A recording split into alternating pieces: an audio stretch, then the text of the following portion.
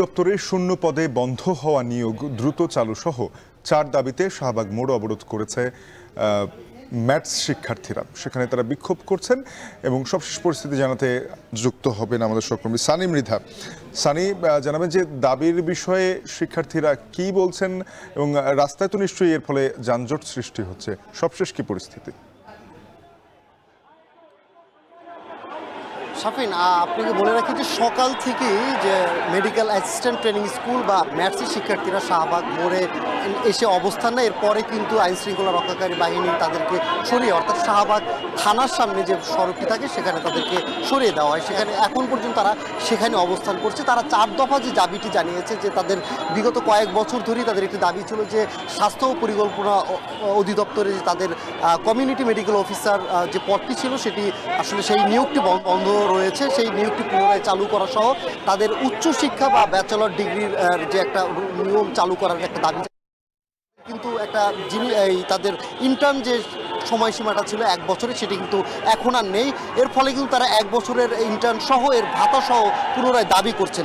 একই সাথে তারা বলছেন যে তাদের যে প্রাতিষ্ঠানিক পরিচয় সেটি পরিবর্তন করতে, তাদের যে কোর্সের যে নাম, প্রাতিষ্ঠানিক নাম, সেটা পরিবর্তন করে তারা এখন তাদেরকে মেডিকেল অ্যাসিস্ট্যান্ট বা সহকারী ডাক্তারের সহকারী বলা হয়, সেটি পরিবর্তন করে ডিপ্লোমা ডাক্তার নামে বা পরিচিতি তারা চাচ্ছে। মূলত এছাড়াও কিন্তু তারা আমাদেরকে যেটা বলেছে, তারা বিগত কয়েক বছর ধরেই কিন্তু এই দাবি নিয়ে বিভিন্ন সময় দাবি জানিয়ে আসছিলেন, কিন্তু বিগত সরকার আমলে কোনটি তাদের পক্ষ থেকে বাস্তবায়ন করা হয়নি। এর ফলে কিন্তু আমরা দেখেছি যে গেল মাসেও কিন্তু তারা শাহবাগ মোড়ে তারা অবস্থান করেছিল। সেখান থেকে তাদের নাকি জানানো হয়েছিল স্বাস্থ্য অধিদপ্তর থেকে যে 7 কর্মদিবসের মধ্যে তাদের এই দাবিগুলো বাস্তবায়ন করা হবে। তবে এরপরেও কিন্তু না হওয়াতে কিন্তু তারা আবারও সেই শাহবাগে অবস্থান নিয়েছে।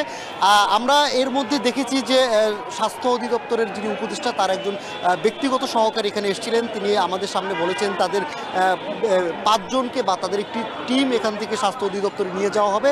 তাদের দাবি দেয়া স্বাস্থ্য উপদেষ্টা নূরজাহান বেগমের কাছে পেশ করার জন্য তিনি মূলত তাদেরকে নিয়ে যাবে। তারা আমাদেরকে বলছেন যে প্রায় 50,000-এর বেশি দক্ষ ডিপ্লোমা বা ম্যাথসের শিক্ষার্থী যারা ম্যাথস পাস করেছে বা ডিপ্লোমা শেষ করেছে, এরকম 50,000-এর বেশি এখনও বেকার রয়েছে।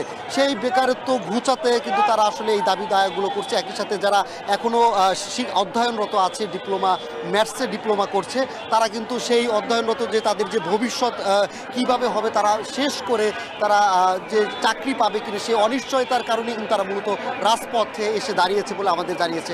মূলত আজকে শুধু ঢাকা না, বাংলাদেশের বিভিন্ন জায়গা থেকে এই ম্যাথস শিক্ষার্থীরা বা যাদের আগে শেষ হয়ে গেছে, যারা কর্মরত রয়েছেন, তারা কিন্তু এখানে এসে তাদের সাথে জড়ো হয়েছেন এবং তারা দাবি জানাচ্ছেন। তো শাফিন, ম্যাথস শিক্ষার্থীদের দাবি দায়া নিয়ে শাহবাগ থেকে সবশেষ এই ছিল আমার কাছে। সহকর্মী সানি মৃধা যুক্ত হয়েছিলেন শাহবাগ থেকে।